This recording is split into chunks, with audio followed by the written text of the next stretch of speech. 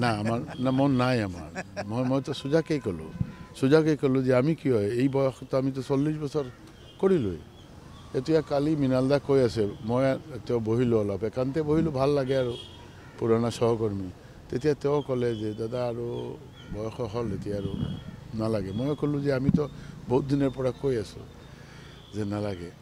এতিয়া কথা হৈছে হয় আমি পাৰ্টিত থাকিলে আপোনালোকে ক'ব পাৰে যে এবাৰ কয় লাগে এবাৰ নালাগে বাট আমি এটা ডিসিপ্লিন আৰ্মিৰ নিচিনা কাম কৰি আছোঁ আমাৰ লাইফটো এনেকুৱাই পাৰ্টি আমাৰ মানে পিতৃ মাতৃ ল'ৰা ছোৱালীৰ নিচিনা আমি মৰম কৰোঁ তেওঁলোকেও মৰম কৰে আমাৰ জীৱনত আৰু পাবলগীয়া কি আছে ইমান টিকেট দিলে এতিয়া আকৌ টিকেট চাবলৈ কিয় যাম আকৌ থিয় হ'বলৈ কিয় যাম নতুন প্ৰজন্ম আগুৱাই আহক কাৰ আছে কাৰ নাইটো পুলিচে ফাইণ্ড আউট কৰিব আৰু মই এইটো হৈছে হ'ব লাগে এনেকুৱা ভাবা নাই কিন্তু মই যে বিস্ফোৰণটো লৈ আহিছোঁ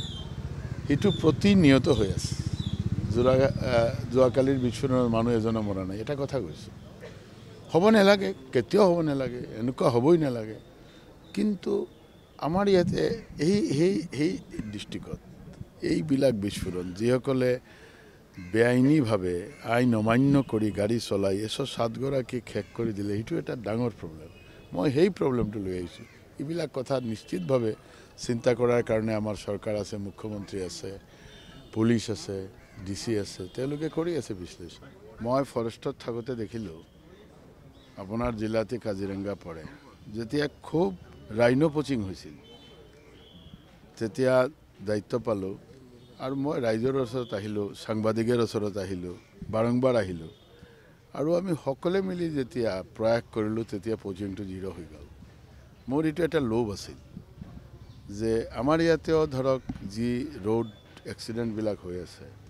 সেই ৰোড এক্সিডেণ্ট যদি আমি সকলোৱে মিলি প্ৰয়াস কৰোঁ তেনেহ'লে হয়তোবা এই এক্সিডেণ্টেৰ ফালৰ পৰা আমি অলপ ৰেহাই পাব পাৰোঁ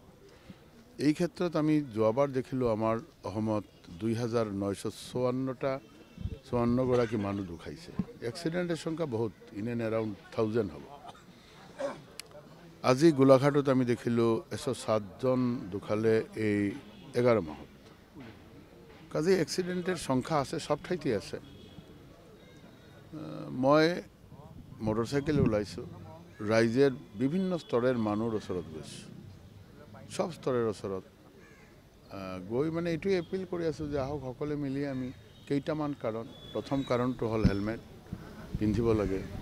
দ্বিতীয়টো হ'ল যে আমি কেতিয়াও ড্ৰাংক এণ্ড ড্ৰাইভ কৰিব নালাগে 3 নম্বৰ হ'ল আমি আমাৰ নিয়ন্ত্ৰিত স্পীডত গাড়ী চলাব লাগে কেতিয়াও অভাৰ স্পীডিং নহওক স্পীড দিব নালাগে আৰু টেলিফোন লৈ কথা কৈ ড্ৰাইভিং কৰিব নালাগে পঞ্চমটো হ'ল আমাৰ নিজা গাড়ীত নিজা সিট বেল্টটো পিন্ধিব লাগে এইখিনি কাম কৰিলে আমি ষ্টেটিষ্টিকেলি সাৰ্ভে কৰি চালোঁ 85% এক্সিডেণ্ট নোহোৱা হ'ব মটৰচাইকেলে অহাৰ মূল কাৰণটো হ'ল যে মটৰচাইকেল এক্সিডেণ্ট 79% হৈছে যোৱাবাৰ কলিশ্যন হৈ টু হুইলাৰ সেইকাৰণে আমি সব ঠাইত গৈ আছোঁ আৰু আমি গোলাঘাটো আহিলোঁ আমাৰ আজি আমাৰ ডিআৰএসি সব ঠাইতে আমি ডিআৰএসিৰ মিটিং কৰিছোঁ ডিষ্ট্ৰিক্ট ৰোড সেফটি কাউন্সিলৰ আমাৰ বিভাগেৰ ধৰক যিমান পাৰোঁ আমি অলপ সহায়তা আমি কৰি আছোঁ road safety council district wise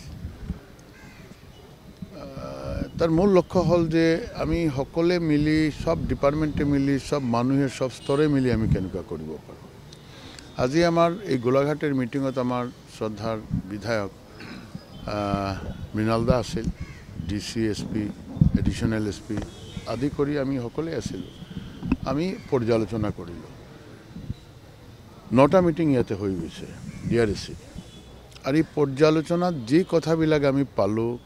আমাৰ কিছুমান কাম কৰিব লাগে হেতু আৰু যাতে এক্সপিডাইট কৰিব পাৰোঁ এই কথাবিলাক আলোচনা আৰু প্ৰতি মাহে আমি ম্যান্ডেটৰি কৰোঁ